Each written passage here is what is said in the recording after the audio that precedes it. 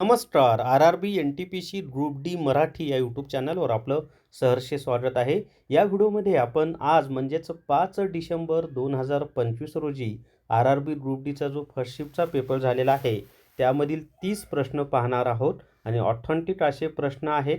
तर व्हिडिओ शेवटपर्यंत पहा आणि याच्या अगोदरनं 3 डिसेंबर आणि 4 डिसेंबरला विचारलेल्या प्रश्नांचे 2 व्हिडिओसुद्धा मी अपलोड केलेले आहेत. ते व्हिडिओ तुम्हाला कुठे पाहता येतील तर आपलं जे आर-आर-बी एन-टी-पी-सी ग्रुप डी मराठी हे जे यूट्यूब चॅनल आहे त्याच्या प्लेलिस्टमध्ये गेल्यानंतर तुम्हाला सायन्स किंवा विज्ञानच्या प्लेलिस्टमध्ये ते अगोदरचे सगळे व्हिडिओ पाहता येतील. तर व्हिडिओ शेवटपर्यंत पहा. या व्हिडिओला सर्वांनी लाईक करा, शेअर करा आणि आर-आर-बी एन-टी-पी-सी ग्रुप डी मराठी हे आपलं यूट्यूब चॅनल सबस्क्राईब करा. जर तुम्हाला रेल्वे भरतीसाठी झालेले पेपर पाहिजे असतील तर स्मार्ट स्टडी पब्लिकेशन नांदेड यांनी रेल्वे भरती प्रश्नपत्रिका संच हे पुस्तक प्रसिद्ध केलेलं आहे. याच्यामध्ये 2021 ते 2024पर्यंत आर-आर-बी ग्रुप डीचे झालेले पेपर दिलेले आहेत. तसंच आर-आर-बी एन-टी-पी-सीचे सुद्धा पेपर याच्यामध्ये दिलेले आहेत आणि निश्चितच तुम्हाला फायदा होईल. हे पुस्तक Amazon आणि Flipkartवर उपलब्ध आहे. तसंच पुस्तकांच्या दुकानावर सुद्धा उपलब्ध आहे. तर स्मार्ट स्टडी पब्लिकेशन नांदेड यांचं हे पुस्तक आहे आणि स्क्रीनवर दिसत असलेले 2 मोबाईल नंबर आहेत. त्यावर जर WhatsAppला मेसेज केला, माझं नाव सांगितलं तर डिस्काउंटमध्ये घरपोच ही पुस्तकं तुम्हाला मिळून जातील. पहिला प्रश्न आहे पहा, HIV संसर्गापासून बचाव करण्यासाठी खालीलपैकी कोणता उपाय सहाय्यक ठरतो? तर HIV संसर्गापासून बचाव करण्यासाठी कंडोमचा उपयोग सहाय्यक ठरतो. तर 1 नंबरचं त्याचं उत्तर आहे.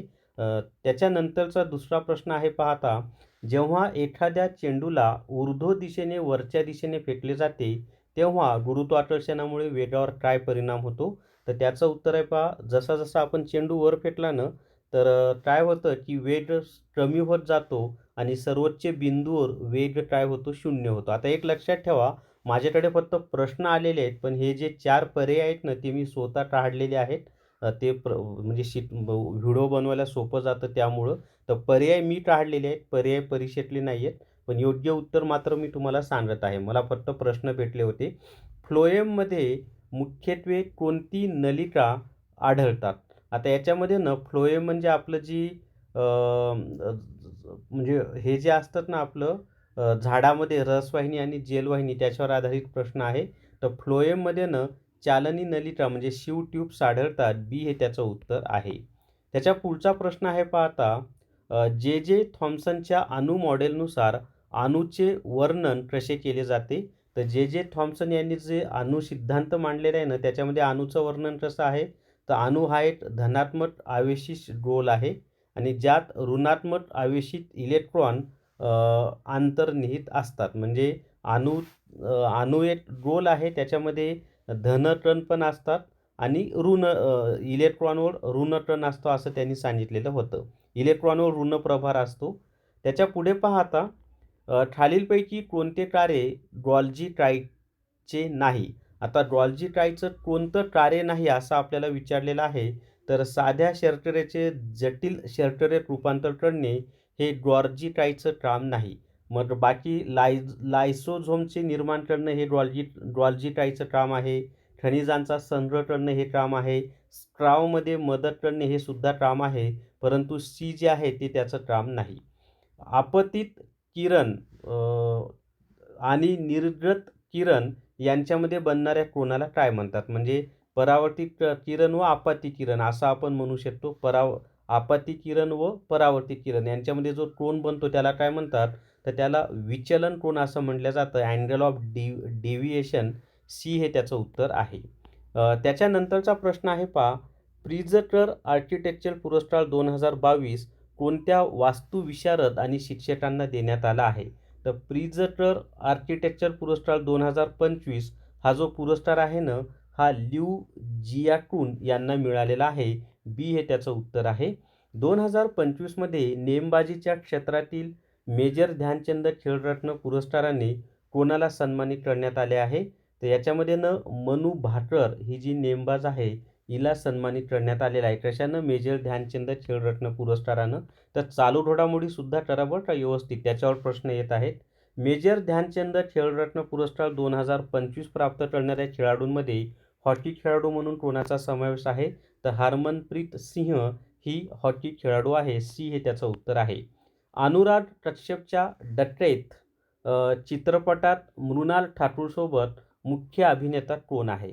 तर डकेत या चित्रपटामध्ये मृणाल ठाकूरसोबत मुख्य अभिनेता कोण आहे? तर आधी बिशस हा मुख्य अभिनेता आहे. ए हे त्याचं उत्तर आहे. त्याच्या पुढचा प्रश्न आहे पाहता 2025मध्ये लॉरियस जीवनगौरव पुरस्कार कोणत्या विश्व सर्फिंग चॅम्पियनला प्रदान करण्यात आला आहे? तर 2025चा लॉरियस जीवनगौरव पुरस्कार हा केली स्लेटर याला प्रदान करण्यात आलेला आहे. एकूण 30 प्रश्न आपण पाहणार आहोत बरं का. मे 2025मध्ये जगातील सर्वाधिक उच्च रिझोल्यूशन हवामान अंदाज मॉडेल म्हणजे BFS कोणत्या संस्थेने विकसित केले आहे?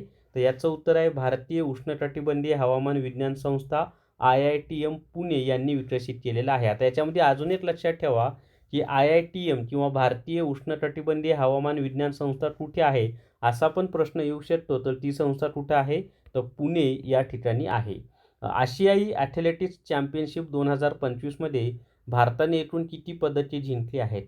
तर आशियाई ॲथलेटिक्स चॅम्पियनशिप 2025मध्ये भारताने एकूण 24 पदके जिंकलेली आहेत. आता याच्यामध्ये सुवर्ण किती जिंकली म्हणजे गोल्ड, सिल्वर आणि ब्रॉन्झ याचं सुद्धा तुम्ही माहिती करून घ्या. म्हणजे चालू घडामोडीवर कसे प्रश्न येत आहेत हे तुम्हाला कळते पहा. आशियाई ॲथलेटिक्स चॅम्पियनशिप 2025मध्ये भारताने एकूण किती सुवर्णपदके जिंकली आहेत? तर ती जिंकलेली आहेत पहा 8 सुवर्णपदके जिंकलेली आहेत. त्याच्यानंतर आशियाई ॲथलेटिक्स चॅम्पियनशिप 2025मध्ये पदक तालिकेत भारत कोणत्या स्थानावर राहिला आहे? तर भारत हा दुसऱ्या स्थानावर राहिलेला आहे. भारत निवडणूक आयोगाने ECI म्हणजे इलेक्शन कमिशन ऑफ इंडिया मतदार निवडणूक अधिकारी आणि राजकीय पक्षांसाठी सुरू केलेले नवीन वन स्टॉप डिजिटल प्लॅटफॉर्म काय म्हणून ओळखले जाते? तर ते ECI नेट म्हणून ओळखलं जातं. बी हे त्याचं उत्तर आहे. अजून 15 प्रश्न आपल्याला पाहिजे. व्हिडिओ शेवटपर्यंत पहा सर्वांनी. जर तुम्हाला RRB group D recorded video course घ्यायचा असेल तर प्ले स्टोअरवरून विठ्ठल जोशी ॲप डाउनलोड करा आणि RRB group D recorded video course विकत घ्या. त्याच्या पुढे 17वा प्रश्न आहे पहा. भारतातील 107वे राष्ट्रीय उद्यान म्हणून कोणता व्याघ्र प्रकल्प घोषित करण्यात आला आहे? तर भारतातील 107वे राष्ट्रीय उद्यान म्हणून या ठिकाणी सिमलीपाल टायगर रिझर्व ओडिशा हा घोषित केलेला आहे. सी हे त्याचं उत्तर आहे. भारतीय संरक्षण परिषद 2025 म्हणजे आयक्रॉन 2025चे आयोजन 25 ते 27 जून 2025 दरम्यान कोठे करण्यात आलं होतं? तर भारतीय संरक्षण परिषद 2025चं आयोजन डेहराडून या ठिकाणी करण्यात आलं होतं. डेहराडून उत्तराखंड या राज्यामध्ये आहे. कार्बनसाठी खालीलपैकी कोणते विधान चुकीचे आहे? तर याच्यामध्ये यात आयनिक बंध असतात हे विधान चुकीचं आहे. मग कार्बन अधातू आहे हे बरोबर आहे. कार्बन सहसंयोजी बंध बनवतो हे सुद्धा बरोबर आहे. त्याला कोव्हॅलंट बॉन्ड्स असं म्हणतात. कार्बनमध्ये कॅटिनेशनचा गुणधर्म असतो हे सुद्धा बरोबर आहे. परंतु कार्बन आयनिक बंध असतात हे चुकीचं आहे. कॉस्टिक सोडा सोडियम हायड्रॉक्साईडचा उपयोग कोणत्या उद्योगात केला जातो? आता हा जो कॉस्टिक सोडा आहे म्हणजे सोडियम हायड्रॉक्साईड याचा उपयोग हा कागद उद्योगामध्ये केला जातो. ए हे त्याचं उत्तर आहे कागद उद्योग. जर एका वस्तूवर 10 न्यूटन बल लावले आणि ती वस्तू 5 मीटर विस्थापित झाली तर केलेले कार्य किती असेल? आता याचं उत्तर आहे 50 जूल. याचा नियम असा आहे पहा मित्रांनो, कार्य बरोबर बल गुणिले विस्थापन. मग आता कार्य बरोबर बल गुणिले विस्थापन, तर बल किती दिलेले आहे आपल्याला 10 न्यूटन आणि विस्थापन किती दिलेलं आहे 5. मग 10 गुणिले 5 केलं तर 50 हे जूल हे आपलं उत्तर आहे. समजतंय? म्हणजे हा फॉर्म्युला लक्षातच ठेवा. कार्य बरोबर बल गुणिले विस्थापन. चिप्सच्या पॅकेटमध्ये नायट्रोजन वायू भरण्याचे मुख्य कारण काय आहे?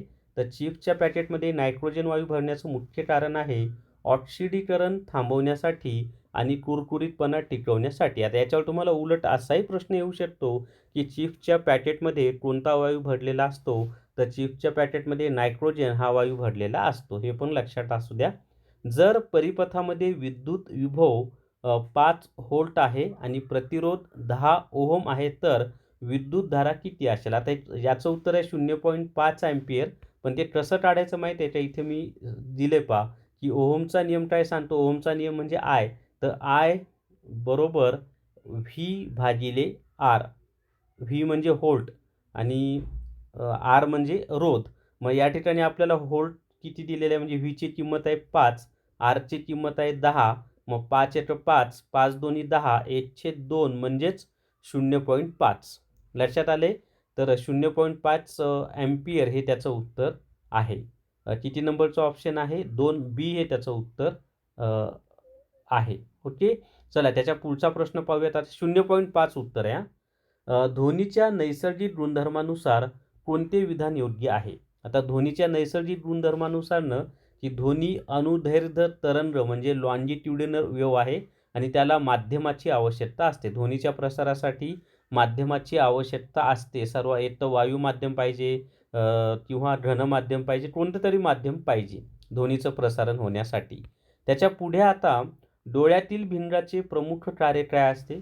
तर डोळ्यातील भिंगाचं प्रमुख कार्य आहे डोळ्यात प्रवेश करणाऱ्या प्रकाशाला रेटिनावर केंद्रित करणे आणि फोकस करणे हे डोळ्याचं प्रमुख कार्य आहे.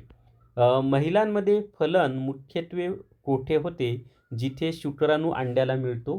तर महिलांमध्ये जे फलन आहे ना म्हणजे फर्टिलायझेशन हे अंडवाहिनीमध्ये होतं, ज्याला फॅलोपियन ट्यूब म्हणतात. तर अंडवाहिनीमध्ये होत असतं. दक्षिण भारतातील पहिली संक्रामक रोग अनुसंधान आणि निदान प्रयोगशाळा कोठे स्थापित केली जात आहे? ज्याला इंग्लिशमध्ये infectious disease research and diagnosis laboratory म्हणतात. तर बेंगळुरू म्हणजे सी हे त्याचं उत्तर आहे. ही कर्नाटकची राजधानी आहे पहा बेंगलोर ही. पर्यावरण, वन आणि हवामान बदल मंत्रालयाला 2025-26च्या केंद्रीय बजेटमध्ये अंदाजे किती रुपये वाटप करण्यात आले आहे? तर त्याला अंदाजेनं 3,412.82 कोटी रुपये वाटप करण्यात आलेले आहेत. त्याच्या पुढचा प्रश्न आहे, जर एखाद्या अणूच्या केंद्रकामध्ये 11 प्रोटॉन आणि 12 न्यूट्रॉन असतील तर त्याची द्रव्यमान संख्या म्हणजे मास नंबर किंवा त्याचा वस्तुमान किती आहे? तर त्याचा मास नंबर किती असतो त्या दोन्हीची बेरीज करायची आपल्याला. तर बी हे त्याचं उत्तर आहे. 11 + 12 = 23 हे त्याचं उत्तर येते. त्याच्या पुढे पहा आता, खालीलपैकी कोणती घटना द्रवाची कणमय प्रकृती म्हणजे पार्टिक्युलेट नेचर दर्शवते? तर याच्यामध्ये पहा, शाईचे पाण्यात आपोआप पसरणे ही घटना द्रवाची कणमय प्रकृती म्हणजे पार्टिक्युलेट नेचर ही दर्शवते. तर या व्हिडिओमध्ये आपण 30 प्रश्न पाहिलेले आहेत 5 डिसेंबरला झालेले.